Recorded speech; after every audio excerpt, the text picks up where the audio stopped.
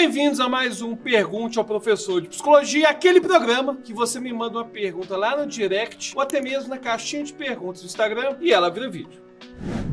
Por que cristãos odeiam homossexuais? Vocês querem treta, né? Vamos lá. Primeiro ponto é que essa pergunta está generalizando um comportamento, né? Eu até concordo que vários cristãos odeiam homossexuais, mas tem um monte de cristão que não odeia. Agora, tem um ponto central aí que eu acho interessante a gente abordar, é que se a gente pega as igrejas protestantes, as que são mais fundamentalistas, a gente vai ver que, em geral, a homossexualidade é vista como um pecado pior. Por que isso?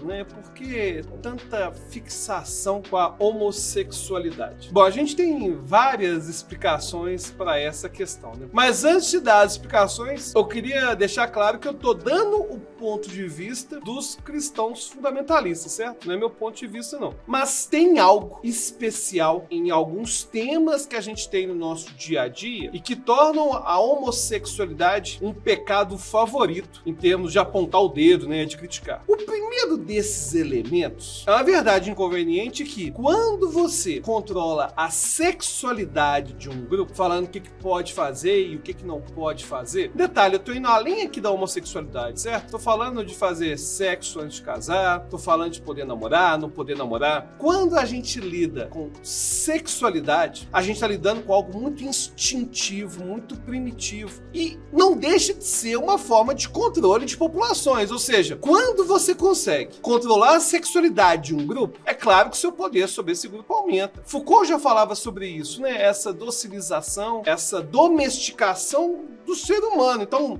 no momento em que sexualidade se transforma num tabu, no momento que a sexualidade não pode nem ser dita, nem afirmada, como falava o Freud, né, no Totem Tabu, é um tema, como o incesto, né, que não pode nem ser dito a respeito, a gente está controlando uma certa população. Agora tem algumas camadas extras aí. A próxima camada é o fato de que existem algumas questões na Bíblia que são tidas como questões morais. E quando a gente tem questões morais, é comum as pessoas pensarem em punições para quem não segue aquela norma de moralidade. É interessante isso, né? Por exemplo, quando alguém chega e aponta para o homossexual e fala: fulano é homossexual, ele é um pecador. Não é só o virtuosismo moral que tá rolando, não. Na verdade, ao apontar um pecado que envolve moralidade, surge um negócio extra aí. Surge a ideia de punição. Ou seja, quando alguém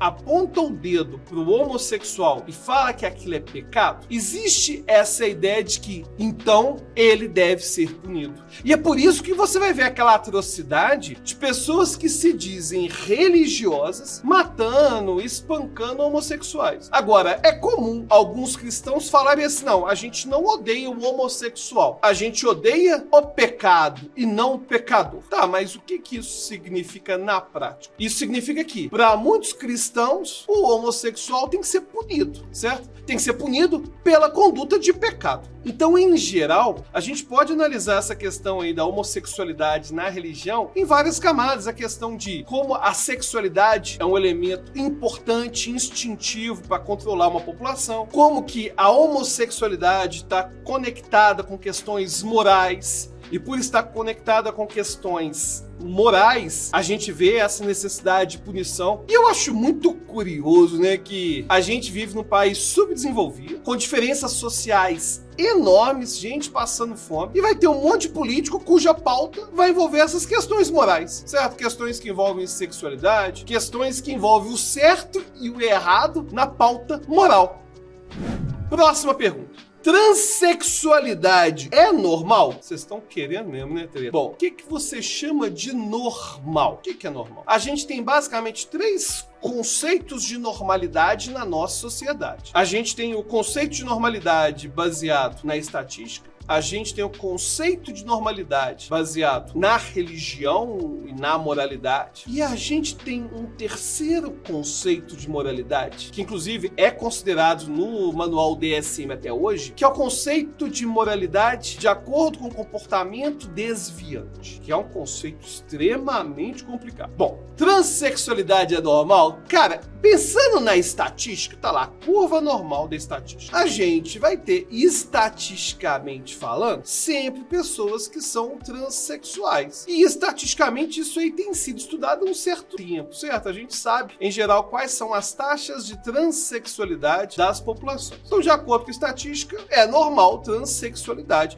Pode até ser raro, de acordo com a sua referência. Agora, ser raro ou não ser raro é uma coisa que não faz muito sentido, né? Ser habilidoso no futebol igual o Neymar ou ser um grande pianista também são coisas raras, né? Então, ninguém vai achar que tocar bem piano é uma anormalidade, né? Agora, quando a pessoa manda essa pergunta assim, né? Transexualidade é normal? Ela geralmente está pensando em código de moralidade. E por que código de moralidade para falar de transexualidade é algo tão errado? Tem alguns motivos aí, né? O primeiro problema é que código moral, quando a gente tem um código de moralidade, a gente também está falando de punição. Existe uma ideia de que aquilo que é imoral tem que ser punido. Se é imoral, não, aí tem que ser punido com chibatada, preso, com ofensa, com perda de direitos civis, etc. Ou seja, essa ideia de que a transexualidade é anormal simplesmente porque ela fere um código moral. E sabe qual é o problema de códigos morais? Por que o Estado tem que ser laico? Porque cada moralidade, gente, cada pessoa, cada religião vai ter um código de moralidade diferente. O Estado não pode simplesmente ficar subordinado a esse dilema moral, certo? Não pode. Aí é engraçado, porque muita gente desonesta intelectualmente vai fazer o seguinte, vai tentar usar da ideia de normalidade estatística para falar de punição, ou até mesmo falar da natureza. Ah, mas não tem transexualidade na natureza, nos animais.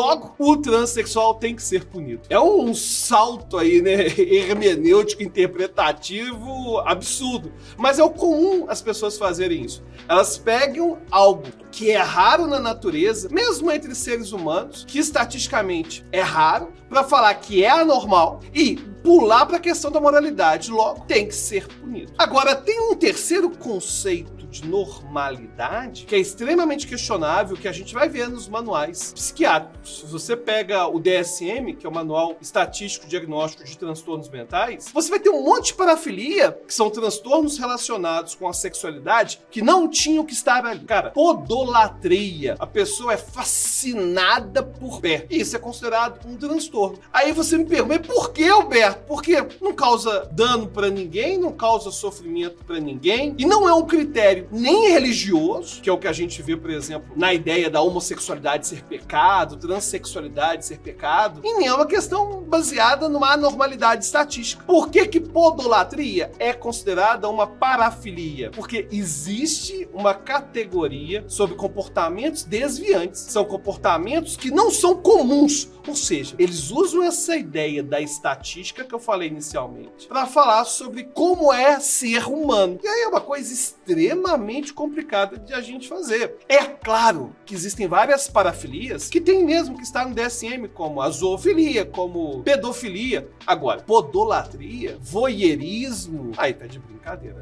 Tá de brincadeira. Isso vai acontecer porque os Estados Unidos, que é de onde vem tudo isso, é um país extremamente conservador, certo? Por ser um país extremamente conservador, aí tem esse tanto de parafilia que não devia estar classificado como doença. Então, em geral, essa pergunta, transexualidade é normal? Resumindo, ela não faz sentido. Ela não faz sentido. Se o sujeito se identifica com determinado gênero e quer ter direitos sociais relacionados a isso, se ela quer ser reconhecida perante seus pares com esse nome social, cara, o Estado não deveria interferir nisso. Até existem debates de alto nível que podem ser feitos sobre isso. Por exemplo, a gente tem leis que vão diferenciar direitos de homens e direitos de mulheres em questões que envolvem a aposentadoria, em questões que envolvem violência doméstica. E aí, como que fica no caso do trans? Como que fica no caso da mulher trans? No caso dos não binários? E aí faz o que com a lei? Então, eu até concordo que tem que ter muito debate sobre a legislação da transexualidade. Inclusive, aqui no canal, eu já falei em vídeo sobre o absurdo que é colocar mulheres trans para competir com mulheres cis nos esportes. Já falei do problema envolvendo criança trans, que criança trans não existe,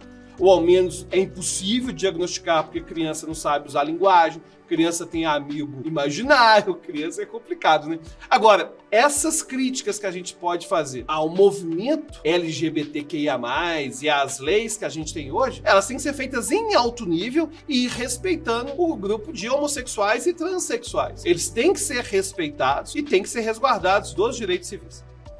E antes da próxima pergunta, tem que te lembrar de curtir o vídeo, né? Curte o vídeo, não custa nada e é uma forma de mostrar pro algoritmo que o nosso conteúdo é sim relevante. Então dá aquela curtida agora. Se além de curtir, você já se inscreveu e já ativou o sininho, valeu demais.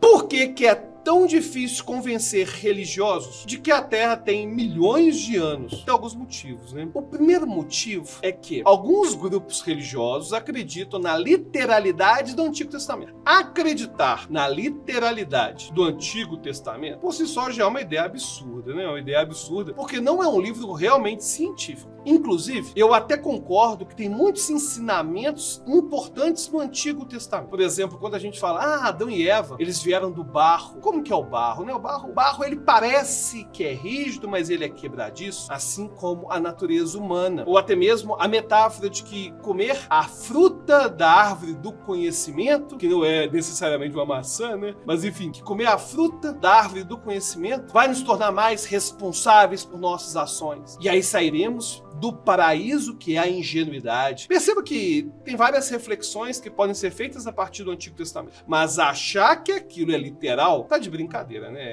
Aí é brincadeira isso. Agora, por que é tão difícil convencer você que é religioso disso? Simples. Porque as pessoas religiosas que acreditam na literalidade de Gênesis vão falar o seguinte: a Bíblia é a palavra de Deus. E o livro de Gênesis é um livro que está escrito de uma forma narrativa. Não é um livro que está escrito de uma forma poética, que poderia ser interpretado de outra forma. Então aquilo aconteceu daquele jeito mesmo. Aí eu te pergunto, mas tem um monte de evidência hoje de que a Terra tem bilhões de anos, que o universo tem bilhões de anos. Por que essas pessoas não reconhecem essas evidências? É bem fácil de explicar. É porque para essas pessoas existe uma relação identitária. Existe uma relação envolvendo sua própria identidade e a religião. E para essas pessoas, se a Bíblia não for um livro sagrado, cujas narrativas realmente aconteceram, a sua identidade como cristão corre perigo. Ou seja, vai surgir um fenômeno chamado dissonância cognitiva. A pessoa é apresentada a fatos que vão contra a sua crença. Isso gera muita ansiedade. Gera ansiedade, gera falta de controle, porque a gente percebe que o mundo é mais complexo do que está dito na Bíblia. E aí a pessoa começa a negar os fatos. Aí vai negar os fatos, que é a chamada dissonância cognitiva. Agora, de verdade mesmo, eu acho que a gente tem que informar a população. É importante a gente, inclusive, ter canais de ciência que informam sobre essas questões. Mas se depois de apresentado, a pessoa continua insistindo na sua crença, aí não tem muito que a gente pode fazer, não. Essa próxima pergunta, ela veio lá no Instagram, eu achei ela super interessante. Como dar lição de moral de maneira adequada sem ir para grandstanding? Ele deve ter assistido meus vídeos, né, que eu falei de virtuosismo moral, e que muitas vezes as pessoas estão mais preocupadas com a vaidade do discurso moral do que realmente com o comportamento do outro, né? E como a gente poderia, então, dar uma lição de moral de maneira adequada sem ir pro grandstanding? Eu acho que o primeiro ponto é não dar uma lição de moral. Olha que interessante, né? Porque existe uma questão de atitude por trás do grandstanding. No momento em que eu tô com a mentalidade de dar uma lição de moral, eu tô querendo ter um olhar inquisidor relacionado à moralidade. Porém, que moralidade é um tema complicado, porque toda vez que a gente fala de questões morais, a gente pensa na necessidade de punição. Eu até entendi o que você quis dizer, mas para mim seria mais importante informar do que realmente pensar em dar lição de moral. Ou seja, eu reescreveria a pergunta assim: como informar as pessoas de maneira adequada sem ir para o grandstanding? Porque se você pensa em informar, poxa vida, você está pensando em informar. Você não está pensando pensando em dar lição de moral. E um elemento fundamental que a gente tem no grandstanding, no virtuosismo moral, é a forma que a gente expressa publicamente isso. O simples fato de eu chegar no privado com a pessoa e expor a situação, pô, cara, não é bem isso não. Olha isso. Se eu tô fazendo isso no particular, a chance de eu ter virtuosismo moral é bem menor. Inclusive, é muito tentador, estando num grupo de WhatsApp ou estando numa discussão com várias pessoas, a gente pegar as informações que tá entregando e acabar virando um debate de moralidade. Então, o primeiro ponto que eu colocaria é, pra gente evitar o virtuosismo moral, é falar no privado. Às vezes, o colega tem seu WhatsApp, tem seu número, tem todas as suas informações, mas na hora de criticar, te critica em público. Não, gente, peraí. Elogio a gente faz em público. Crítica a gente faz no particular. Essa é a primeira dica. A segunda estratégia, vou pegar um conceito de um hipnotista chamado Igor Ledorowski. Ele vai falar que existe o chamado H+. O que é o H+? O H se refere a contexto hipnótico e o mais se refere a uma intenção genuinamente positiva. Tá, mas em termos gerais, o que significa isso? Ele fala que contexto hipnótico são contextos em que, geralmente, existe muita atenção em cima de alguém. Essa pessoa está imbuída de autoridade, existe muito estímulo para imaginação e tem, inclusive, um contexto que favorece o ignorar o pensamento crítico, o senso crítico. Ou seja, atenção, autoridade, o fim do senso crítico e estímulo à imaginação. Aí ele vai falar que o contexto hipnótico, por exemplo, é o que vai fazer a gente ter medo de andar na rua de madrugada. A gente tá com medo porque a gente sabe que andar na rua de madrugada é perigoso. Aí isso aumenta a nossa atenção para tudo que tem ao redor, faz nosso senso crítico diminuir e faz a nossa imaginação ficar cada vez mais estimulada. O que faz a gente de madrugada ver vulto, ouvir barulho, imaginar que pessoas estão nos perseguindo e não estão.